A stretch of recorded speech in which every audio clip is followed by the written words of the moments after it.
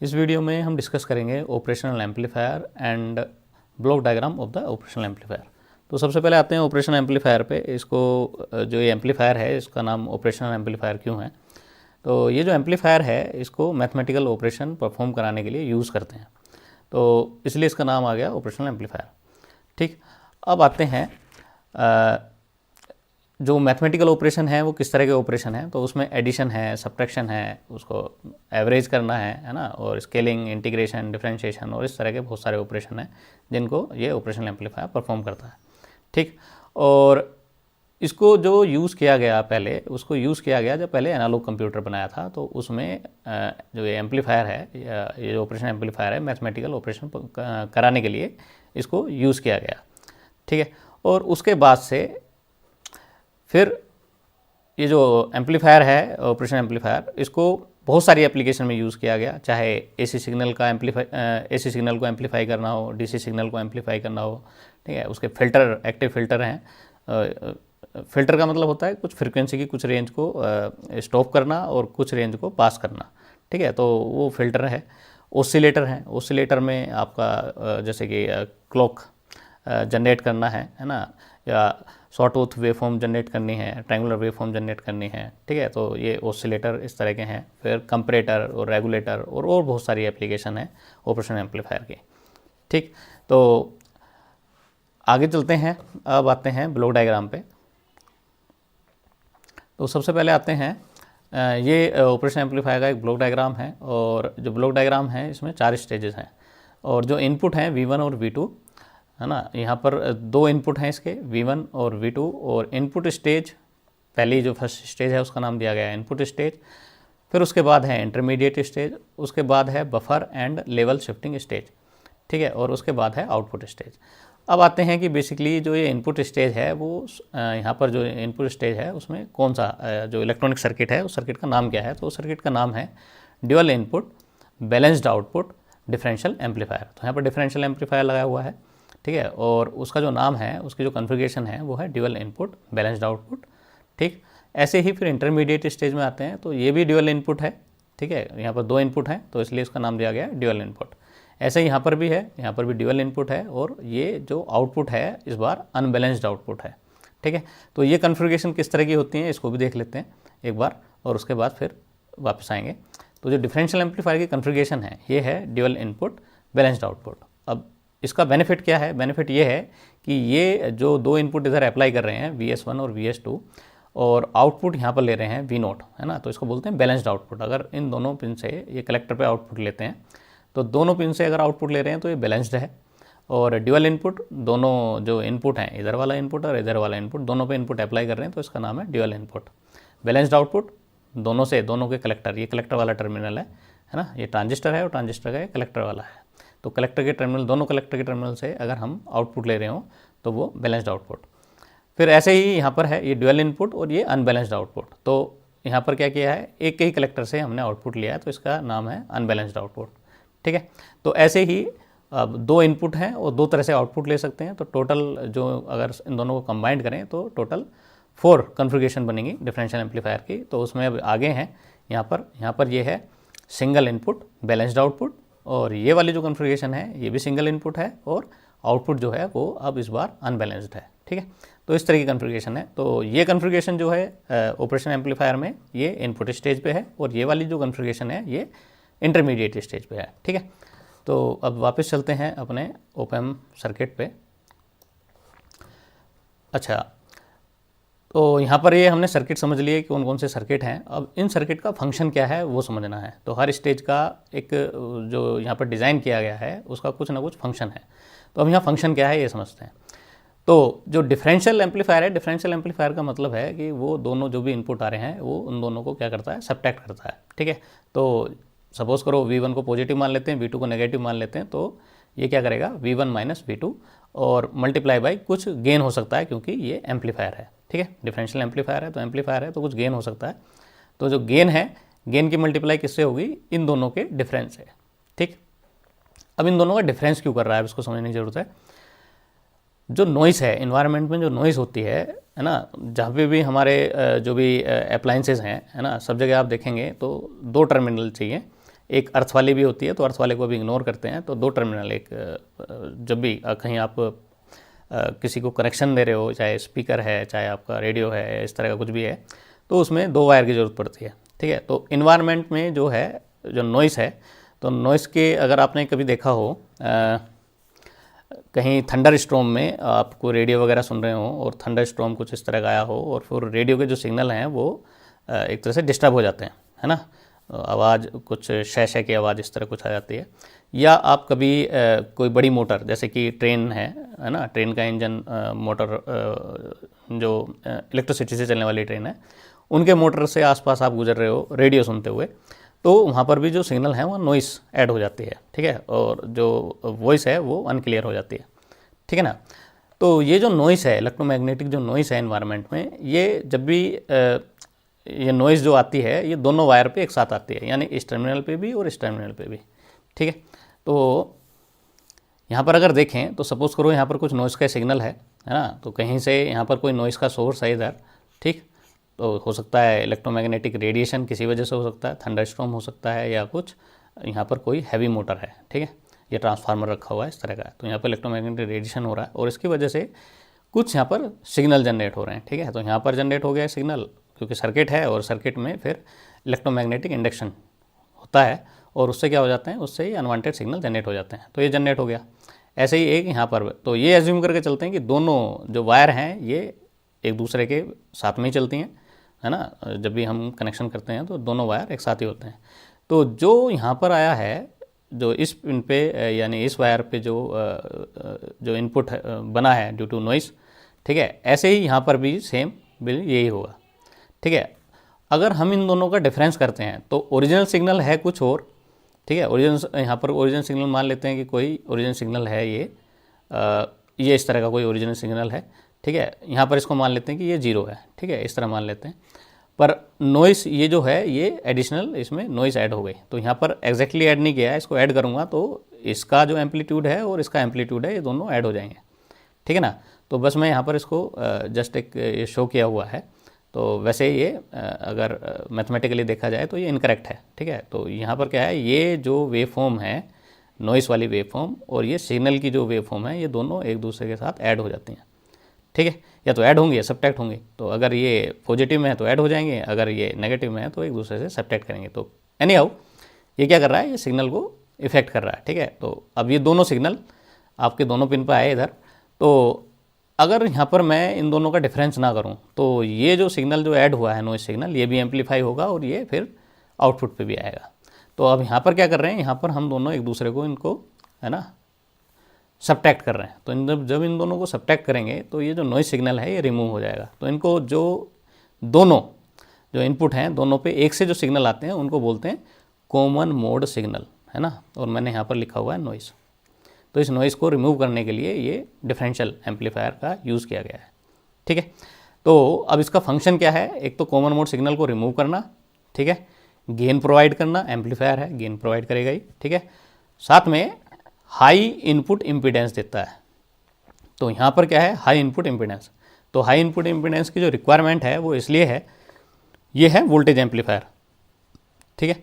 तो यहाँ पर कोई वोल्टेज सोर्स होगा, तो हो सकता है कोई बायोपोटेंशियल हो, बायोपोटेंशियल में हर्ट हो सकता है हमारा, है ना, यहाँ पर ये ईसीजी में लगा हुआ हो सकता है कि ये जो ईसीजी मशीन है उसमें लगा हुआ है, ठीक है। तो अब ईसीजी की जो वेवफॉर्म, इस तरह की जो वेवफॉर्म है ईसीजी वाली, इस तरह की वेवफॉर्म बनती है कुछ, है ना, इस तरह की कुछ वेवफॉर्म है ईसीजी की। अभी ये इनकरेक्ट है, ठीक है, तो ठीक है, पर इस तरह की वेवफॉर्म अगर आपने मूवी वगैरह में देखी होगी तो वहाँ पर हार्ट अटैक वगैरह कुछ इस तरह आता है, तो उसमें क्या वो लगा देते हैं ईसीजी मशीन और फिर उसमें इस तरह दिखाते हैं, या इस तरह का है, ठीक है ना। तो वो कंटिन्यूस इस तरह चलती रहती है और इस तरह की वेवफॉर्म आती रहेंगी, ठीक है ना। तो ईसीजी मशीन में सपोज करो ये लगा हुआ है और ये हार्ट से सिग्नल आ रहे हैं, ठीक है। तो इलेक्ट्रोड लगाए हुए हैं हार्ट के आसपास चेस्ट पे और वहाँ से सिग्नल आए, है ना। तो अगर ये जो हमारा जो सर्किट है, अगर ये हार्ट से ज़्यादा करंट ड्रा करेगा तो जो हार्ट की जो नॉर्मल वर्किंग है वो अफेक्टेड होगी, ठीक है। तो जो सिग्नल मिलेगा और एम्पलीफाई होने के बाद आएगा तो वो जो आएगा वो इनकरेक्ट वेवफॉर्म आएगी, ठीक है। तो कोशिश ये करते हैं, देखो इलेक्ट्रॉनिक हो या इलेक्ट्रिकल हो, उसमें लोड वही होता है, लोड बेसिकली होता है करंट, ठीक है। तो अगर आप करंट लोगे तो यहाँ पर ये सर्किट है और सर्किट की रिक्वायरमेंट है ज़्यादा करंट लेने की, इधर से ये करंट ड्रा कर रहा है, यानी ये जो हमारा सोर्स है इससे करंट ड्रा कर रहा है। तो जब करंट ड्रा करेगा तो ये हार्ट पे लोड हो जाएगा, जो हार्ट की एक तरह से मसल्स हैं, है ना, बोल सकते हैं, ये हार्ट के कुछ सेल हैं या मसल्स बोल सकते हैं, जो भी है, तो उस पर लोड होगा। वो लोड होगा तो वो उनका जो नॉर्मल बिहेवियर है वो डिस्टर्ब हो जाएगा, और वो डिस्टर्ब होगा तो वो एबनॉर्मल बिहेव करेंगे। तो हो सकता है कि वो हार्ट के लिए भी खतरनाक हो, और सिग्नल जो आउटपुट आएगा वो तो गलत आएगा ही आएगा, ठीक है। तो उसको रोकने के लिए क्या करते हैं कि जितने भी वोल्टेज एम्पलीफायर हैं, तो वोल्टेज एम्पलीफायर की अगर क्वालिटी देखी जाए तो अच्छा वोल्टेज एम्पलीफायर वही है जिसका इनपुट इम्पीडेंस, है ना, हाई हो। अगर इनपुट इम्पीडेंस हाई होगा तो हाई होने का मतलब है कम से कम करंट लेगा। तो जितना कम करंट ड्रा करेगा लोड से, तो लोड जो है, जो अपनी नॉर्मल जो उसका बिहेवियर है वो नॉर्मली उसको एक तरह से नॉर्मल बिहेव करेगा, है ना। तो इस तरह का। तो यहाँ से हमने सिग्नल लिया, इनपुट स्टेज में आया, इनपुट स्टेज में जो भी नॉइस है वो रिमूव कर दी, और रिमूव करने के बाद कुछ उसमें जो गेन है ना, वो गेन हमने उसमें और उसको एम्पलीफाई कर दिया उस गेन के साथ, ठीक है। और जितने भी वोल्टेज एम्पलीफायर होते हैं उनका इनपुट जो इम्पीडेंस है वो हाई होता है और आउटपुट इम्पीडेंस लो होता है, ठीक है। अब लो का होने का क्या बेनिफिट है, तो आउटपुट इम्पीडेंस अगर लो है ना, तो जैसे कि आपने पढ़ी होगी थेवेनिन थ्योरम। तो थेवेनिन थ्योरम में कोई वोल्टेज सोर्स है इधर, और एक रेसिस्टर इधर लगा हुआ है, और इधर लगा हुआ है लोड। तो ये जो रेसिस्टेंस है ये है अब इस सर्किट के अंदर, और ये है एक्सटर्नल में लोड लगाया हुआ है, ठीक है।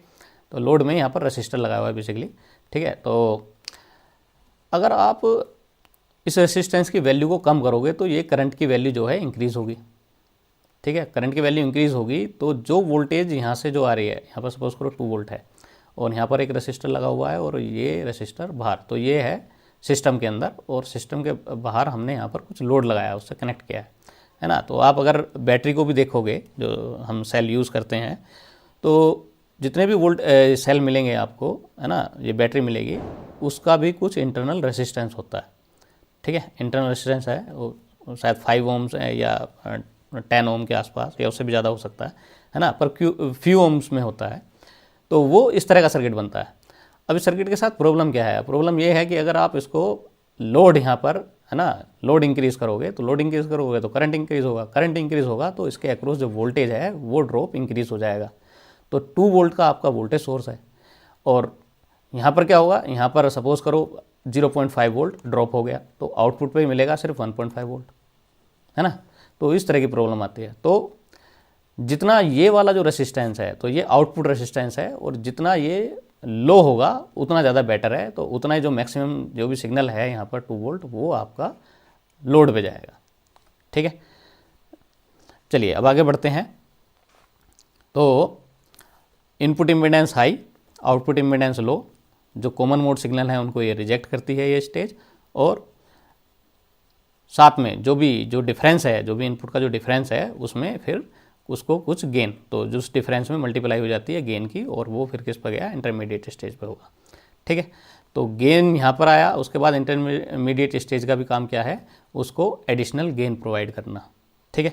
तो इस स्टेज का सिर्फ इतना ही काम है कि जो इंटरमीडिएट स्टेज है वो required additional voltage gain provide करती है, ठीक है।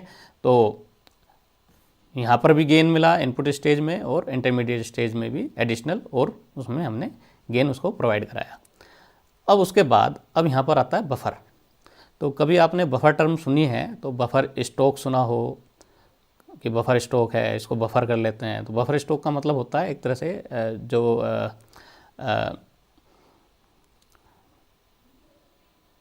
कॉमर्स फील्ड में अगर देखा जाए तो बफर स्टॉक का मतलब ये है कि कुछ चीज़ को स्टोर कर लेते हैं, है ना, कोई कमोडिटी है उसको स्टोर कर लिया, तो अब जब उसको कंज्यूमर को दे रहे होते हैं, है ना, कंज्यूमर को सप्लाई कर रहे होते हैं, तो अगर उसकी डिमांड, है ना, तो डिमांड कभी इंक्रीज़ होती है कभी डिक्रीज़ होती है, पर जो सप्लाई है है ना। वो जैसे अगर हम किसी मान लेते हैं कोई पल्सेस हैं, दाल वगैरह हैं, ठीक है, तो वो साल में एक बार ही आएंगी, तो साल में एक बार वो आ गया और उसका क्या कर लिया, स्टॉक बना लिया। अब आदमी जो खाने वाले हैं वो तो सारी साल ही खाएंगे, है ना। तो यहाँ पर क्या है, यहाँ पर जो सप्लाई है वो अनब्रेकेबल सप्लाई होती रहे, तो इसलिए इसके वो बफर स्टॉक बनाते हैं। तो यहाँ पर भी जो बफर का मतलब है इलेक्ट्रॉनिक सर्किट में, यहाँ पर भी बफर का मतलब क्या है, जो आउटपुट स्टेज है और जो इंटरमीडिएट स्टेज है, इन दोनों के बीच में आइसोलेशन प्रोवाइड करना। तो आइसोलेशन से मतलब ये है कि जो आउटपुट स्टेज है वो इंटरमीडिएट स्टेज पे किसी भी तरह से लोड ना रहे, ठीक है। तो लोड ना रहे का मतलब है कि जो बफर है, बफर बेसिकली अमीटर फॉलोवर होता है। तो अमीटर फॉलोवर क्या है, जो भी वोल्टेज यहाँ से आएगी वो आउटपुट पे उतनी वोल्टेज तो फॉरवर्ड करेगा, ठीक है। पर जो इस आउटपुट स्टेज की जो करंट की रिक्वायरमेंट है, ठीक है, वो इंटरमीडिएट स्टेज से ना लेके बफर से लेगा। तो बफर जो है करंट की रिक्वायरमेंट, इस आउटपुट स्टेज की जो करंट रिक्वायरमेंट है वो बफर पूरी करता है, ठीक है। तो वोल्टेज जो एमीटर फॉलोवर है वो यूनिटी गेन होता है, ठीक है। यूनिटी गेन का मतलब है जो भी इनपुट पे आएगा वही आउटपुट पे आएगा, ठीक है। तो इनपुट पे अगर यहाँ पर सपोज करो V1 है तो आउटपुट पे भी यहाँ पर, अच्छा V1 V2 इधर दे रखे हैं तो मैं इसका नाम दे देता हूँ V का देता हूँ, तो आउटपुट पे भी V आएगा विदाउट एनी गेन, ठीक है, या एटीन्यूएशन, ठीक है जी। तो पर जो करंट की रिक्वायरमेंट है इस स्टेज की, आउटपुट स्टेज जो है, जो इसकी करंट की रिक्वायरमेंट है वो इस बफर एम्पलीफायर से पूरी होती है, ठीक है। तो इसका यूज़ यही है और इसको हम आगे भी पढ़ेंगे कैसे बफर एम्पलीफायर हम यूज़ करते हैं, ठीक है, उसको भी आगे पढ़ेंगे। अच्छा, दूसरा इस बफर का काम है इम्पीडेंस मैचिंग का। तो इम्पीडेंस मैचिंग का मतलब क्या है कि जो इंटरमीडिएट स्टेज है यहाँ पर, उससे मैक्सिमम आउटपुट, ये जो भी इसके आउटपुट पे जो वोल्टेज है उसको आगे फॉरवर्ड करना है। तो मैक्सिमम कब कर सकता है, जब ये रेसिस्टेंस और ये वाला जो रेसिस्टेंस है ना, ये दोनों मैच करें। तो मैक्सिमम पावर ट्रांसफ़र थ्योरम एक है इलेक्ट्रिकल, अगर आप पढ़ेंगे तो उसमें ये आएगा मैक्सिमम पावर ट्रांसफ़र थ्योरम, कि मैक्सिमम पावर कब डिलीवर हो सकती है लोड पे, जब दोनों रेसिस्टेंस सेम वैल्यू के हों, ठीक है। तो यहाँ पर इम्पीडेंस मैचिंग का काम करता है। तो इम्पीडेंस मैचिंग का काम क्या है, जितना भी यहाँ से आउटपुट पे जो भी सिग्नल आ रहा है वो मैक्सिमम सिग्नल आगे फॉरवर्ड कर दे, ठीक है, आउटपुट स्टेज पे। तो ये तो हो गया बफर का रोल। उसके बाद आता है लेवल शिफ्टिंग स्टेज। तो लेवल शिफ्टिंग स्टेज क्या है, अब ये जो ऑपरेशन एम्पलीफायर है ये AC और DC दोनों सिग्नल को एम्पलीफाई करने का काम आता है। तो कहने का मतलब है कि अगर यहाँ पर इनपुट पे DC आ रहा है तो DC ही आगे फॉरवर्ड होगा, और जितनी भी स्टेज हैं, जैसे कि हम अभी नीचे जाके देखते हैं, यहाँ पर अगर आप देखो, ये जितने भी यहाँ पर हैं, ये VCC अप्लाई की हुई है, ये भी DC वोल्टेज है, VE अप्लाई की है, ये भी DC वोल्टेज है, पर ये जो हैं ये AC है ना, हो सकता है AC हो, यहाँ पर AC का साइन है तो AC मान लेते हैं, ठीक है। पर इनपुट पे AC या DC दोनों में से कुछ हो सकता है। पर जो बाइसिंग के लिए यूज़ होती हैं, है ना, VCC और VE, ये दोनों क्या है, DC वोल्टेज है। तो DC वोल्टेज क्या है, जब भी आपका AC सिग्नल इसके अंदर आएगा तो ये जो DC सिग्नल हैं ये भी इसके साथ ऐड हो जाएंगे, है ना। तो ये DC सिग्नल जो ऐड हो जाते हैं, तो अब इसमें DC सिग्नल को रिमूव करने के लिए, है ना, तो DC सिग्नल को रिमूव करने के लिए दो काम कर सकते हैं, या तो हम यहाँ पर कैपेसिटर लगा दें, पर अगर कैपेसिटर लगा देंगे तो कैपेसिटर क्या कर देगा, DC को फिल्टर कर देगा, AC को पास करेगा, ठीक है। पर उससे प्रॉब्लम क्या है, जो DC सिग्नल अगर हमें एम्पलीफाई करने हैं तो DC सिग्नल तो आगे पास होगा ही नहीं। तो यहाँ पर क्या है, यहाँ पर इसको हटा दिया है, ठीक है।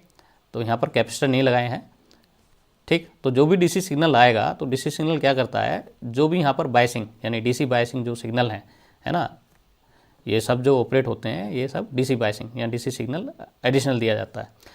तो इधर की DC और जो यहाँ पर सर्किट में जो सप्लाई की DC मिली हुई है, ये दोनों ऐड हो जाएंगी। ये ऐड हो जाएंगी तो क्या होगा, जो यहाँ पर जो सिग्नल आएगा वो जो भी एक्चुअल जो सिग्नल होना चाहिए वो उससे प्लस होके आएगा, या नेगेटिव में आएगा, या तो पॉजिटिव आएगा या नेगेटिव आएगा, ठीक है।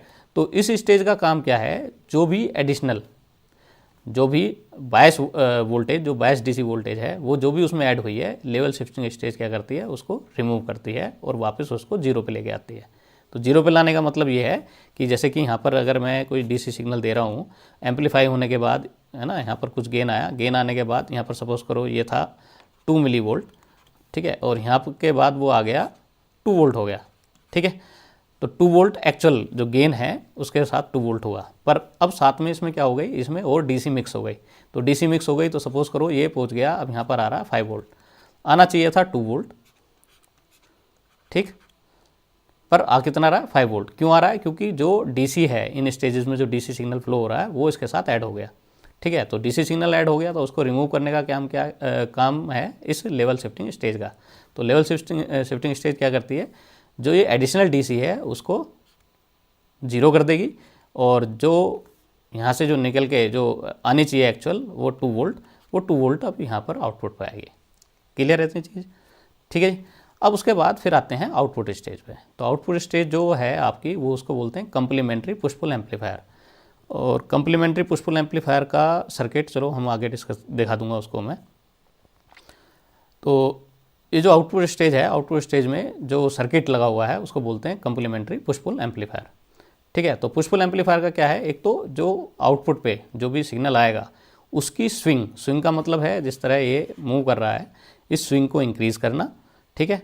साथ में हाई करंट सप्लाई को प्रोवाइड करना। आउटपुट पे आप यहाँ पर कुछ भी डिवाइस या पर लोड जो भी कनेक्ट करोगे तो उसकी अगर उसको ज़्यादा करंट की रिक्वायरमेंट है ना, रेसिस्टेंस लो है तो ज़्यादा करंट की रिक्वायरमेंट है तो उसको प्रोवाइड करने का काम करती है कंप्लीमेंट्री पुश पुल एम्पलीफायर। तो वोल्टेज तो यहाँ पर आ गई, ठीक है। फिर वोल्टेज के लिए यहाँ पर इसको जो भी वोल्टेज है उसको क्या करता है, उसको स्विंग देने का काम क्या है, जो इस तरह ये फ्लो हो, ठीक है। ये है स्विंग वाला केस, ठीक है। और साथ में एडिशनल करंट, तो हाई करंट की सप्लाई देने का काम है इस स्टेज का, ठीक है। और इसका जो आउटपुट इम्पीडेंस है वो लो रहना चाहिए, ठीक है। तो लो आउटपुट इम्पीडेंस होता है इसका। तो जब जितना लो जो इसका इम्पीडेंस है, आउटपुट जो रेसिस्टेंस है वो जितना लो होगा उतना ही आउटपुट स्टेज से जो भी वोल्टेज जो दे रहे हैं, है ना, आउटपुट पे कोई लोड लगाया हुआ है तो उतना ही लोड को पावर ज़्यादा डिलीवर करेंगे, ठीक है। तो आउटपुट जो है इम्पीडेंस है जितना लो होगा उतना ज़्यादा बेटर है, ठीक है। तो अब ओवरऑल अगर देखें ये पूरा ऑपरेशनल एम्पलीफायर है ना, वोल्टेज एम्पलीफायर है। तो इनपुट रेसिस्टेंस जो है वो इसका बहुत ज़्यादा है, इनपुट इम्पीडेंस है ना हाई है, और आउटपुट इम्पीडेंस इस स्टेज के कारण ये क्या हो गया, लो हो गया। तो ओवरऑल अगर हम देखें कि इसका इनपुट इम्पीडेंस कैसा है और आउटपुट इम्पीडेंस कैसा है, तो इनपुट इम्पीडेंस देखा जाएगा तो इस स्टेज का देखा जाएगा, और आउटपुट इम्पीडेंस देखा जाएगा तो इस स्टेज का देखा जाएगा। इंटरनल जो भी है उससे फिर जो यूज़र है उसको कोई लेना देना नहीं होता, ठीक है। तो वो उस पूरे को एक वोल्टेज एम्पलीफायर की तरह देख रहा है, और उसका इनपुट इम्पीडेंस हाई होना चाहिए वोल्टेज एम्पलीफायर का, और आउटपुट इम्पीडेंस जो है वो लो होना चाहिए। आइडल केस में 0 होना चाहिए, और इनपुट इम्पीडेंस इनफाइनाइट होना चाहिए कि वो वहाँ से कुछ करंट ड्रा करे ही नहीं, है ना। जो भी वोल्टेज है बस उसको पिक करे और उसको आगे एम्पलीफाई करता चला जाए, ठीक है। इस तरह का है। चलिए तो अभी इसको यहीं पे रोकते हैं, और इससे आगे फिर ऑपरेशन जो एम्पलीफायर है उसके अंदर जो पूरा सर्किट है ना, जो बीजेटी वाला पूरा सर्किट है, तो ऑपरेशन एम्पलीफायर बीजेटी और मोसफेट दोनों में आता है। तो हमारे पास अभी बीजेटी वाला है, उसकी स्टडी करेंगे। स्टडी बस उसको एक बार देख लेंगे तो उसमें कौन कौन से एक तरह से हमने जो बनाए हुए हैं ब्लॉक, तो इनपुट स्टेज कौन सी है, इंटरमीडिएट स्टेज कौन सी है, उसमें बफर कौन सा है, लेवल शिफ्टिंग स्टेज कौन सी है, और आउटपुट स्टेज कौन सी है, उसमें हम देखेंगे सर्किट में नेक्स्ट लेक्चर में, ठीक है। तो इसको अभी यहीं पर रोकते हैं। चलिए वीडियो को लाइक करें, चैनल को सब्सक्राइब करें और शेयर करें अपने फ्रेंड्स के साथ। चलिए थैंक यू।